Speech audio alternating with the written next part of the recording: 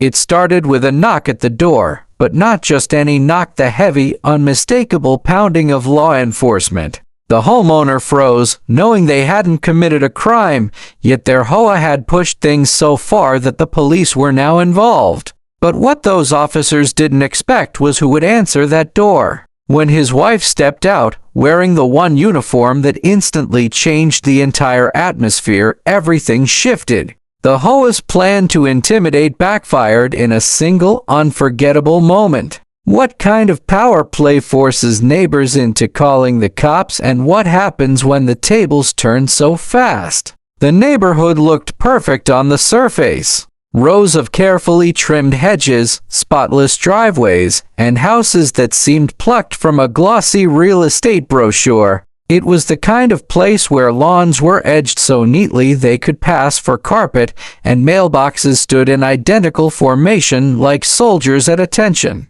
To most outsiders, it was the very definition of order and beauty. But to those who lived inside its gates, that perfection came at a price, one paid to the homeowners association that controlled every detail. From the shade of paint on garage doors to the height of grass on a summer afternoon, for the man at the center of this story, this neighborhood was supposed to be a refuge. After years of working long hours, moving from city to city, he had finally purchased a home where he and his wife could settle down. He wasn't looking for trouble, and he wasn't the type to make waves. His wife was dedicated, disciplined, and carried a career that demanded sacrifice and commitment, while he found satisfaction in keeping their home comfortable and their lives steady. Together, they built a quiet routine that revolved around morning walks, small gatherings with neighbors, and evenings on the porch watching the sun dip behind the rows of roofs and trees.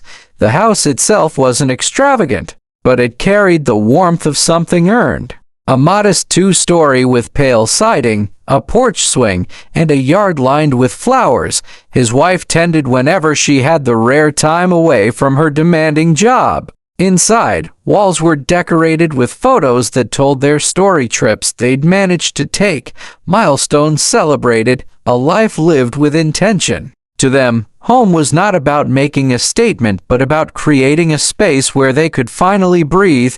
The HOA, however, didn't see it that way. To the board members who walked the streets with clipboards in hand, nothing was personal. Everything was a rule, a standard, a measurement against which every homeowner would be judged. Most people gritted their teeth and complied, paying the fees and correcting the smallest infractions just to keep the peace. For a while, that's exactly what this couple did. They adjusted the blinds to satisfy the regulation on window coverings, repainted a fence when it faded a shade to light, and even removed a bird bath that apparently didn't align with aesthetic cohesion.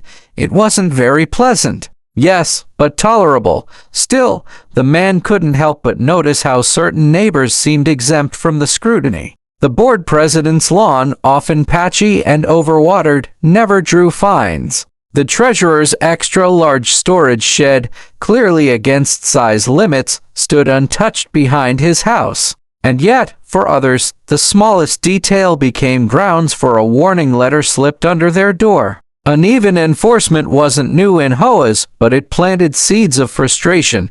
The couple had always known that living in a community meant compromise. They had no illusions of total independence within such tight rules, but they believed in fairness, in balance, and for the most part, they avoided unnecessary conflict. But underneath the peaceful exterior, the board was restless, always seeking ways to expand its authority. The man's wife, with her strong presence and quiet discipline, often caught attention. She didn't speak much at HOA meetings, but when she did, her words carried weight. Neighbors respected her, admired her dedication, even if they didn't know the full extent of her career. The board, on the other hand, didn't appreciate the silent confidence she exuded. Authority, after all, was something they wanted unchallenged, unquestioned. And when someone carried it naturally, even without trying, it unsettled them. It was a simmering tension, subtle but persistent. They wanted control over every detail, every decision, every appearance, and anyone who seemed resistant became a potential problem. For a while, the couple kept their heads down, living quietly and minding their business. But the balance wouldn't hold. The first signs came in small, almost unnoticeable ways. A letter claiming their grass was a fraction of an inch too long, delivered the day after a rainstorm made mowing impossible. A notice about their porch swing, apparently not community standard, despite others having the same feature. A fine for a trash can left out past the designated hour, even though the garbage truck had been late that week. These weren't catastrophic, but they felt targeted. It was as if the board had singled them out, testing how much pressure they could apply before resistance broke. The husband brushed it off at first, convincing himself it was just bad luck. But his wife, trained to read patterns, recognized something more. This wasn't random, it was deliberate. Someone had decided they were going to be the next example, yet the couple held their ground. They paid the small fines, fixed the so-called infractions, and told themselves it wasn't worth the fight. After all, they valued peace more than pride.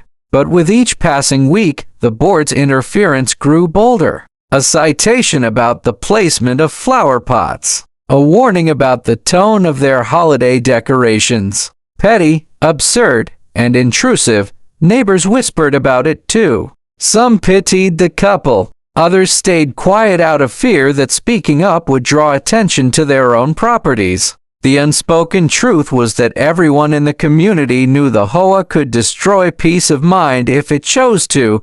The breaking point was coming. Though no one could have predicted how far the board would go or what would happen when they tried to bring outside authority into the mix. The stage was set, the tension wound tight like a spring. The couple had endured the warnings, the fines, the intimidation, but soon the HOA would make a move so drastic, so reckless, that it would change everything, and when that moment came, it wouldn't be the husband who turned the tide. It would be his wife, calm, disciplined, and carrying the kind of authority that no HOA could ever hope to match. At first, the warnings seemed like a nuisance. A letter here, a fine there, things the couple could handle with patience. But what started as small annoyances quickly snowballed into a relentless campaign of control. The HOA, or rather the handful of board members who seemed to thrive on power, shifted from enforcing broad rules to scrutinizing every inch of the couple's life.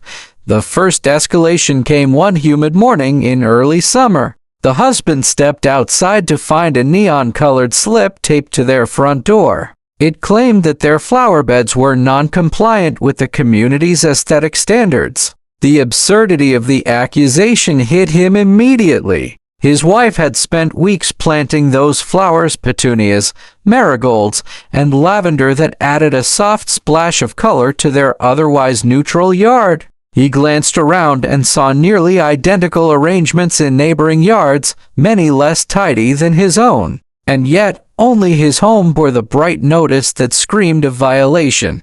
The fine attached wasn't enormous, but it was the principle. Why them? Why now? He swallowed his frustration, paid it, and tried to move on. But the notices didn't stop. 2 weeks later, another slip appeared. This one accused them of leaving trash bins in view for excessive time. He remembered clearly. The garbage truck had arrived late, well past noon, and he had pulled the bins back in the moment it left. Yet the HOA claimed otherwise, citing multiple complaints. Complaints from whom? No names, no details, just vague statements backed by the authority of the board. The wife, ever disciplined, tried to stay calm. It's not worth reacting yet, she reminded him, her voice measured, steady. But even she felt the shift. She had faced high-pressure environments before, yet something about the pettiness of this harassment got under her skin. It wasn't about rules, it was about control. As summer rolled on, the fines grew more frequent, the accusations more absurd. The HOA claimed the couple's porch swing was unsafe and demanded its removal. They cited the paint on their shutters as fading, though the color still looked fresh. They even complained about their mailbox, an identical model to every other one in the neighborhood. It was as though the board had placed a target squarely on their backs. Determined to find fault no matter how small, the breaking point came when the couple received a certified letter demanding that they resod their lawn within 30 days. The grass was healthy, lush, and neatly trimmed, but the HOA insisted it didn't meet uniform green standards. Attached was a bill for several $1,000s if they failed to comply. It wasn't just insulting, it was financially punishing. The husband stood in the kitchen holding that letter, his hands shaking with anger, while his wife read it silently, her expression tight. That night, they walked through the neighborhood, taking careful note of every yard. Some lawns were brown with dry patches, some dotted with weeds, some clearly neglected. Yet none of those homes carried violation notices. Only theirs. It was no longer about appearances, it was a campaign of intimidation. Still, the couple endured. They documented everything: letters, fines, timestamps, and photos of their property. The wife insisted they keep a record. "If this escalates, we'll need proof," she said, her voice calm but edged with steel. And escalate it did. The next blow came not in the form of a letter, but a confrontation. At an HOA meeting packed with residents, the board president singled out the couple by name. He accused them of being disruptive members who undermined community harmony. The husband sat frozen, disbelief coursing through him, while whispers rippled through the crowd. They had done nothing: no loud parties, no arguments with neighbors, no violations beyond the trumped-up charges the board invented. Yet here they were, painted as troublemakers. The wife, sitting beside him, kept her composure. She didn't rise to defend herself, didn't lash out. She simply stared at the board president with a calmness that unnerved him more than any outburst could. He stumbled over his words, clearly rattled by her steady gaze. But the damage was done. The smear had been spoken aloud, feeding rumors, planting seeds of division among neighbors. After that meeting, the harassment intensified. Now the HOA's notices arrived almost weekly. They demanded new blinds for the upstairs windows. They claimed the couple's holiday decorations were too bright and not in keeping with community spirit. One notice even warned of potential legal action if their car, a perfectly standard sedan, wasn't parked at a sharper angle within the driveway lines. Neighbors began to notice. Some quietly offered sympathy, dropping by with hushed words of support. "They did the same thing to me once," one whispered. "I just paid up and kept my head down." Others avoided the couple entirely, afraid of being seen as allies. It was isolating, suffocating. The couple felt as though the walls of their neighborhood were closing in, but the HOA wasn't finished. The most shocking escalation came when the board contacted local authorities. They filed a complaint alleging that the couple was refusing to comply with multiple community regulations. One evening, just after sunset, there was a sharp knock at the door. When the husband opened it, two uniformed police officers stood on the porch. His heart sank. The officers explained they had been called by the HOA to discuss potential violations, though the couple had done nothing criminal. The mere presence of law enforcement sent a chilling message. The HOA was willing to weaponize outside authority to enforce its will. The husband tried to explain, showing the officers their documentation, the photos, the records. One officer looked uneasy, clearly realizing this wasn't a police matter, but the other insisted they would note the situation. The encounter left the couple shaken. For the first time, the harassment had spilled beyond fines and notices into their personal sense of safety, but it was in that moment, standing in the doorway, fear and anger colliding, that everything shifted. The husband began to speak, to argue his case, but his wife stepped forward. Still in her uniform from work, she moved with quiet authority. Her presence was commanding, undeniable. The officers froze, their demeanor instantly changing as recognition flickered in their eyes. Respect replaced suspicion, hesitation replaced aggression. They nodded, exchanged a few brief words, and left as quickly as they had come. The silence afterward was heavy, but it carried a new undercurrent. The HOA had tried to push them into submission, and for the first time, the couple had pushed back not with rage, but with something far more powerful,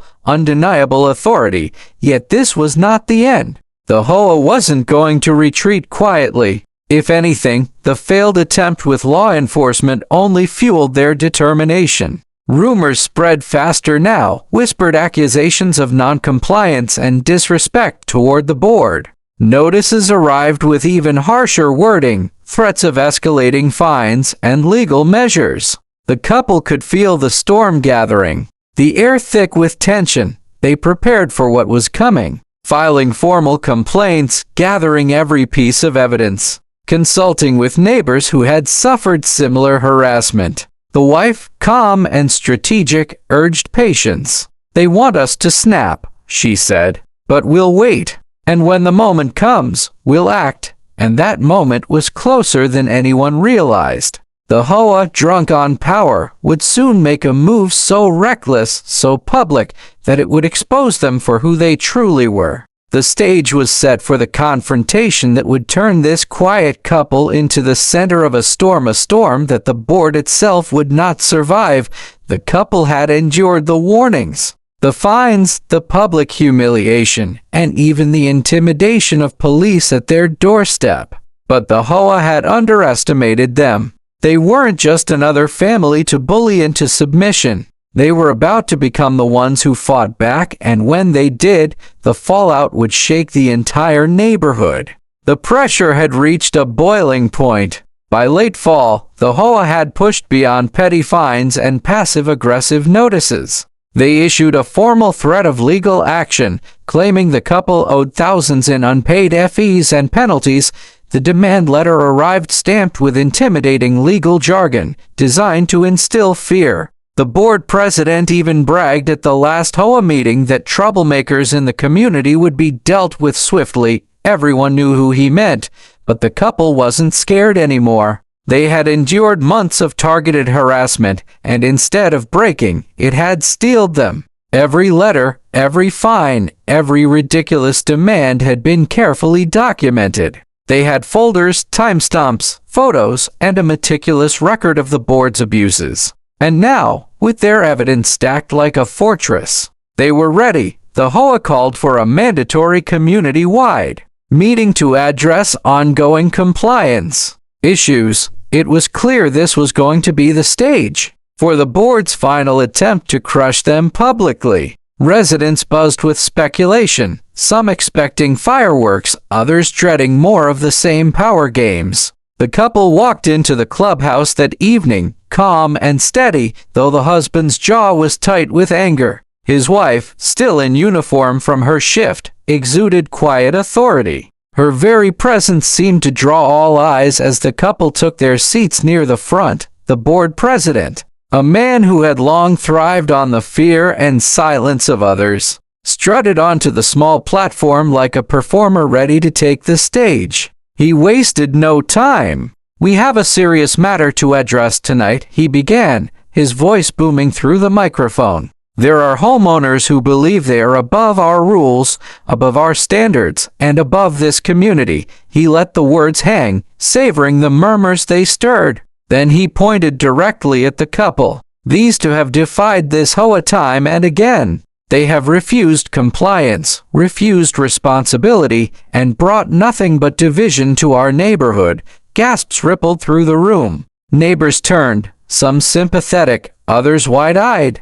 The husband clenched his fists under the table, but his wife placed a steadying hand on his arm. She didn't need words, her calmness said enough. The board president continued his tirade, flipping through papers, waving violation notices like damning evidence. "They have ignored fines, disrespected this board, and even involved outside authorities in an attempt to undermine us. This behavior will not stand." His voice dripped with self-righteousness, every syllable intended to shame and isolate. But then came the moment that shifted everything. The president raised his hand dramatically and declared, effective immediately. The board is seeking legal recourse. This couple will face court action for their repeated noncompliance, and we will pursue every penalty available under the law. His words were final, conclusive. He expected applause, nods of approval, submission. Instead, silence. The room held its breath. The wife rose slowly from her seat. She didn't rush, didn't raise her voice. She simply stood, the weight of her presence filling the space. In her uniform, she radiated authority, not the borrowed power of a neighborhood board, but real authority, earned and undeniable. "I have something to share," she said, her voice steady. She held up a thick binder packed with months of records. "For every notice, every fine, every accusation, this is the proof of what really happened." She opened the binder, revealing photos of their spotless yard, their compliant mailbox, and their neatly parked car. She showed timestamps proving the lies about trash bins, invoices exposing the fabricated fines, and letters filled with inconsistent language that betrayed the board's overreach.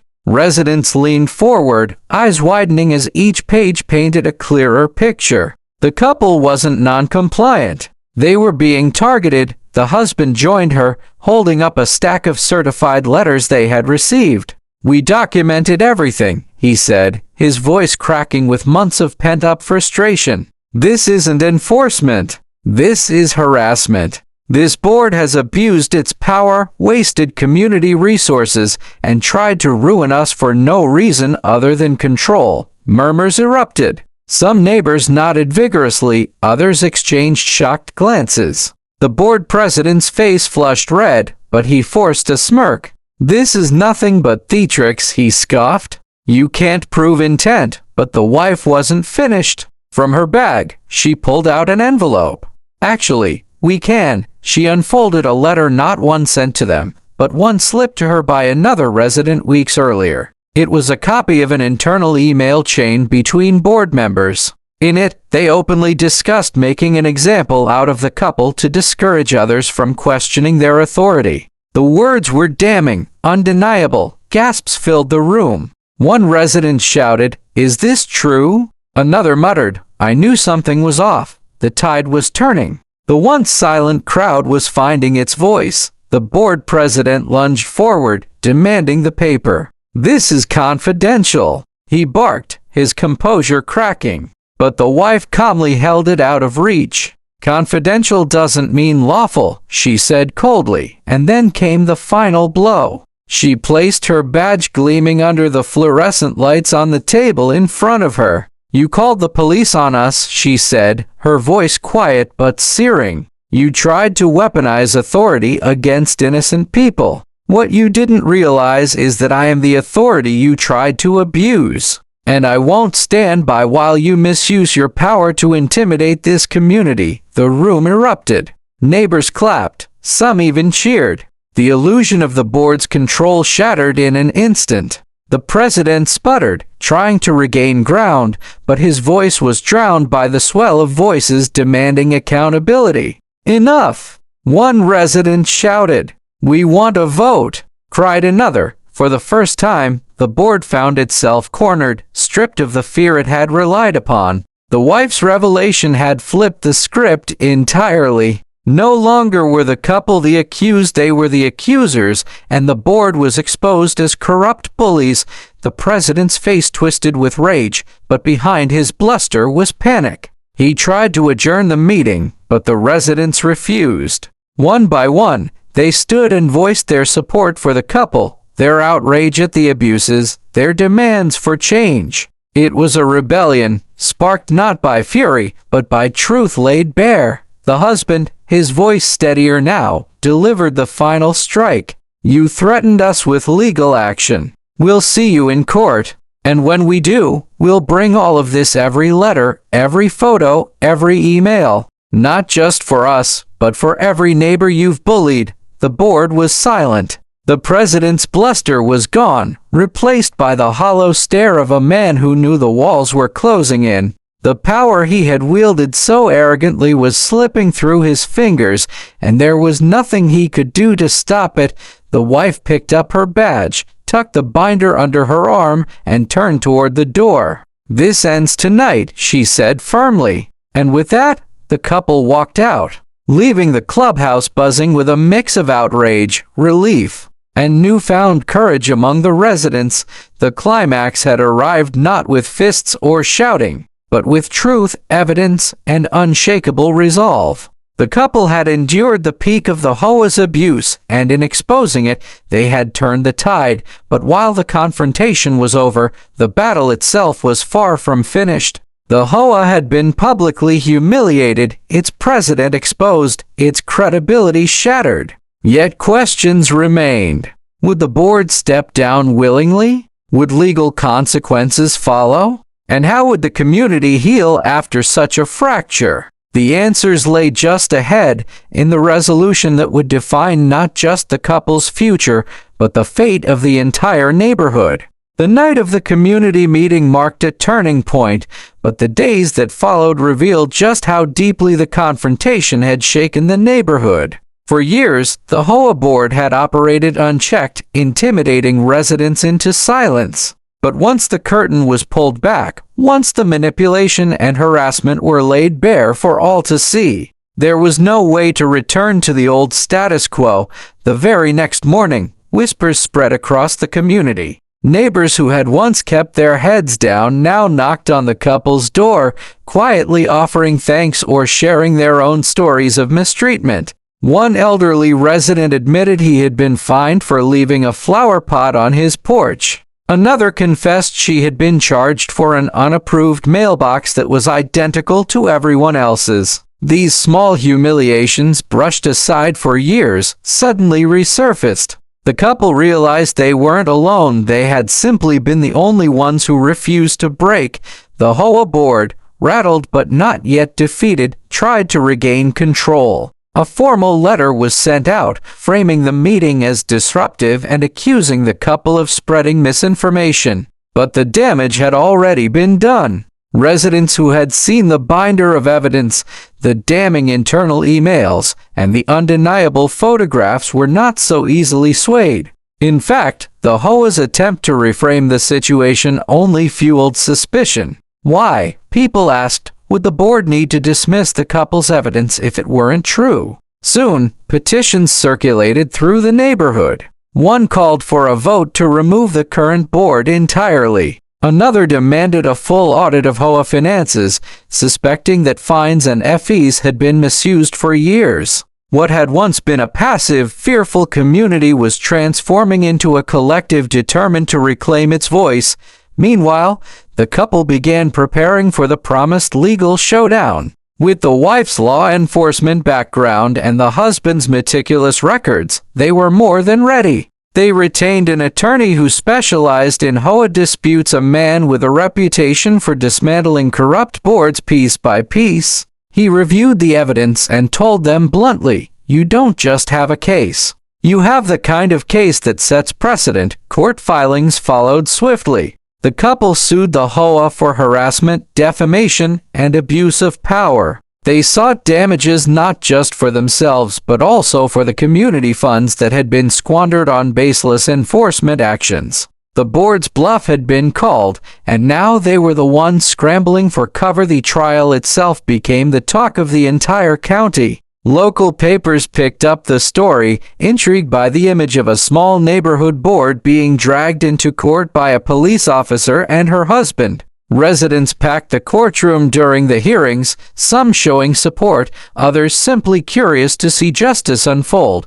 When the board president took the stand, his arrogance melted under cross-examination. The internal emails were read aloud, the fabricated fines exposed, the inconsistent violation reports displayed on screens for all to see. What had once been private intimidation became public humiliation. Each revelation chipped away at the facade of authority the HOA had built.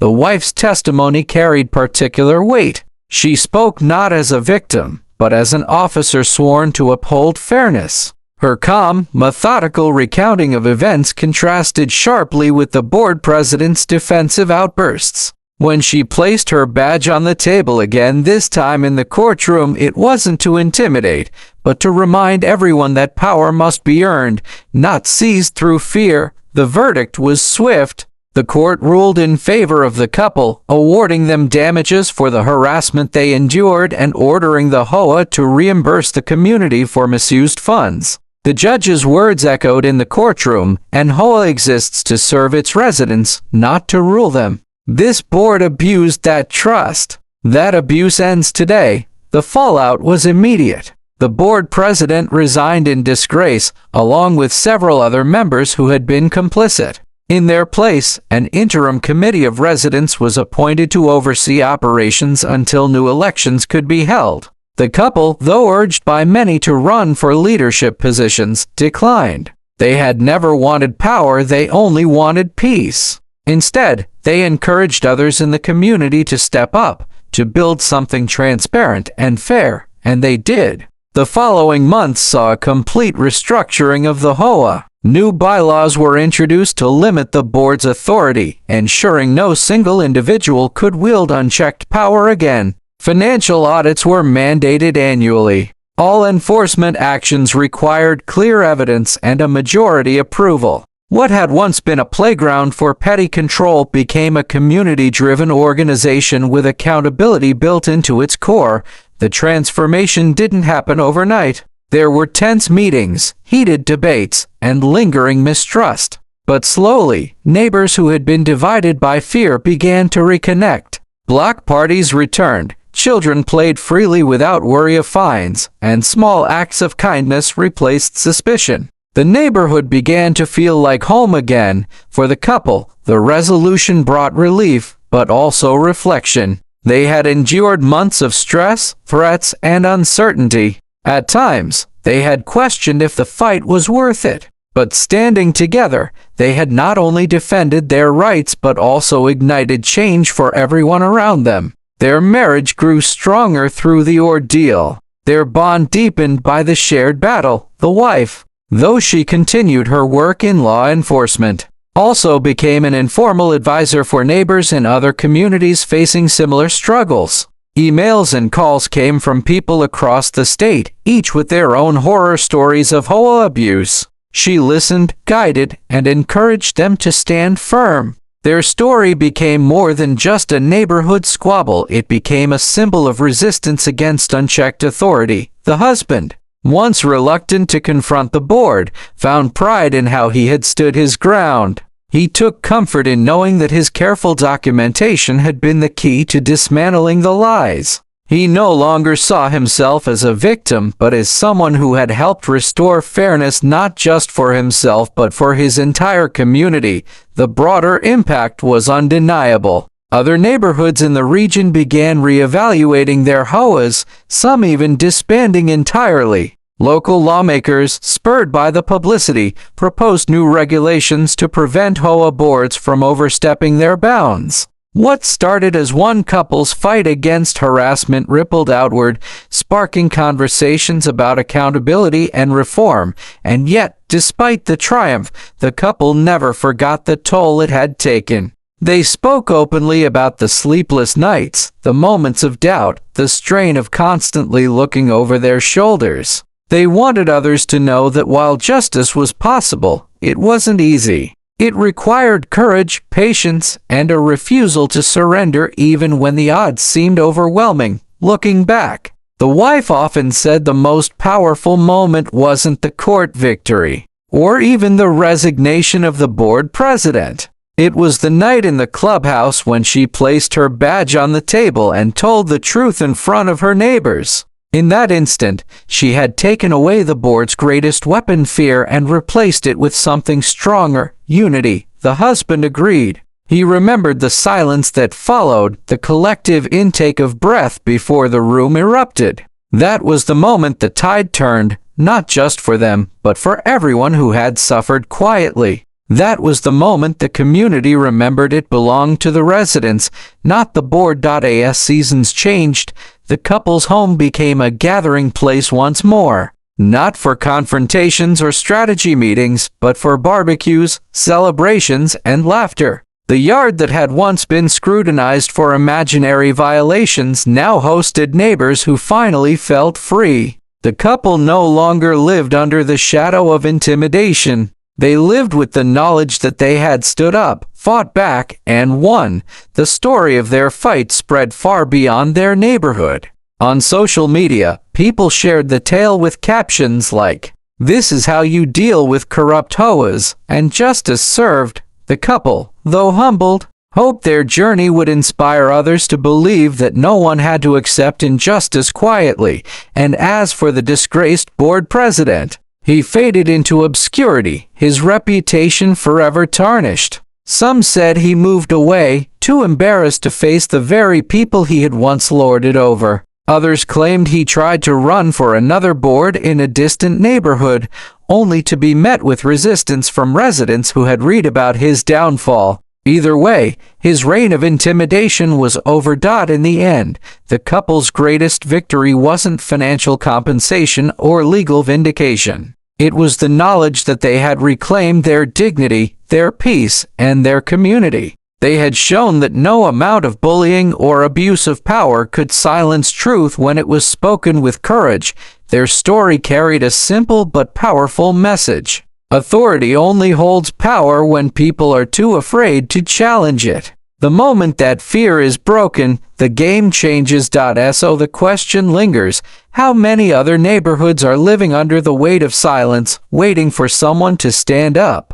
How many more stories of abuse will remain hidden until one brave soul decides enough is enough? Perhaps that is the real legacy of this couple's fight, not just what they won for themselves, but the reminder that change begins the moment someone chooses to stand, speak, and refuse to be silenced. And in that truth lies the most powerful takeaway of all. This was today's secret. Every shed hides a secret, but remember, the shed never stays quiet for long. Until next time, Secret Shed Stories.